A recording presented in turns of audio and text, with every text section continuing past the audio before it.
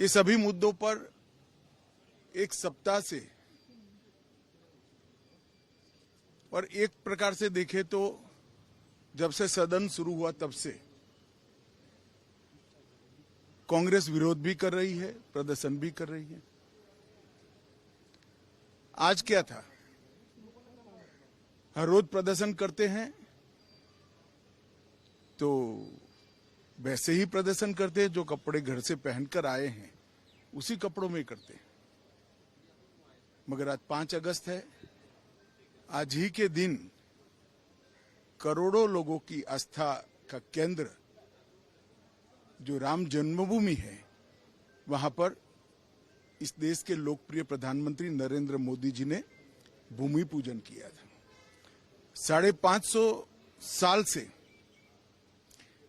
एक समस्या अधर में लटकी हुई थी। आजादी के बाद ज्यादातर समय कांग्रेस शासन में रही, समस्या के निपटारे के लिए कुछ नहीं किया। और जब मोदी जी ने शांतिपूर्ण तरीके से समस्या का समाधान भी निकाला और बड़ी श्रद्धा और गौरव के साथ करोड़ों लोगों के श्रद्धा केंद्र श्री राम जन्मभूमि मंदिर का शिलान्यास किया, आज उसी का पवित्र दिन है। हर रोज जो प्रदर्शन करते थे आप सभी ने भी देखे हैं, आप सभी ने भी उनके कपड़े देखे हैं। आज सभी लोग, बड़े से बड़े नेता से लेकर छोटे से छोटे कार्यकर्ता तक, सारे कांग्रेसी काले कपड़े पहनकर आए थे। प्रच्छन्न रूप से उन्होंने एक संदेश भेजने का प्रयास किया है कि राम जन्मभूमि का जो शिलान्यास हुआ वो, और अब जो भव्य मंदिर बनने जा रहा है, दोनों के साथ हमारा विरोध है और हम इसी के लिए प्रदर्शन कर रहे हैं। कहने की तो हिम्मत नहीं है, मगर आज भी इतनी जगह शिकस्त खाने के बाद भी कांग्रेस अपनी तुष्टीकरण की राजनीति छोड़ नहीं रही है। मेरा स्पष्ट मानना है कि उन्होंने 5 अगस्त के दिन श्री राम जन्मभूमि मंदिर का जो शिलान्यास हुआ है, इसी के विरोध के कारण ही काले कपड़े पहनकर विरोध किया है, अति तीव्रता के साथ विरोध किया है। और मैं मानता हूं कि तुष्टीकरण ने आजादी से अब तक देश का बहुत नुकसान किया है, तुष्टीकरण की नीति ने भी किया है, और सभी लोगों ने तुष्टीकरण की नीति से तौबा करना चाहिए। धन्यवाद। Well, there we heard from the Home Minister once again questioning the timing as far as these protests by the Congress workers were concerned, pan-India, where more importantly they decided to wear black. So the question that is being raised by the centre today is that there was no ED action today. Then why are we seeing these protests? And more importantly, when you have the inauguration as far as the Ram Janmabhoomi is concerned, what is the message that is being sent at large? Rasheed and Varun continue to be with us. Varun, let me come to you first. As I was trying to ask from the spokesperson of the Congress party as well, that yes, fair enough, this was a pre-scheduled event for you. But sure enough, you also knew about the other events playing out in the country. It could have been moved. You know, categorically stating, BJP is a party that functions 24/7 and they know what will work with the people.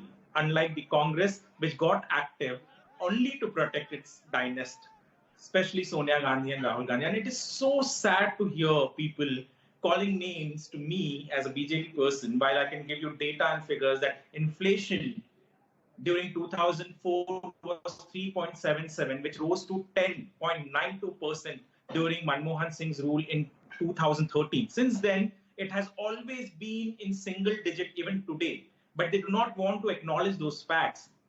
And secondly, most importantly, I can just tell you a simple thing, that the BJP knows what is going to impact to its audience, its voters, and they are doing it pretty well over here. I do not understand how on earth we have spokesperson, we have MPs from Congress who call Ram Janmabhoomi as an absurd event. It was one of the biggest, it is still the biggest event of Ram Janmabhoomi Shilanyas by Pradhan Mantri Narendra Modi in 2020 on 5th of August, when the entire country came together, may it be Hindus, may it be Muslims, because everyone wanted an amicable solution for it. It was delivered by the court and everyone came together. And here we have the Congress MP, Mr. Kharge, saying it is an absurd event. I don't know with what phase do these people go to voters, and I'm not at all shocked to see the results that they are getting via votes when they make such statements. And the politics of hoot and scoot, they are paying for it with full interest. Rasheed, I also want to understand, it was not just as far as the inauguration of the Ram Janmabhoomi was concerned, it was also marking as far as the anniversary of abrogation of Article 370 was concerned. So if we see a protest by the Congress here in the national capital and other parts of the country, how is the Congress today different from the voices that we're hearing as far as the PDP and the National Conference are concerned? That is what I'm saying, Aridhima. You see, I am not a political scientist to gauge that, somebody would have a build-up, court arrest, protest on price rise, marshal all kind of arguments, about it, and then, have some kind of communication to, Kashmir or to, people of a certain entity that I cannot point my finger at, because when we say that, the entire country has accepted a court verdict, the construction of Ram Temple has begun, then what is a political gain? This is beyond my comprehension as far as my limited knowledge is concerned. As I said, this is a subject for a political party spokesperson, in this case the Congress party spokesman, to answer.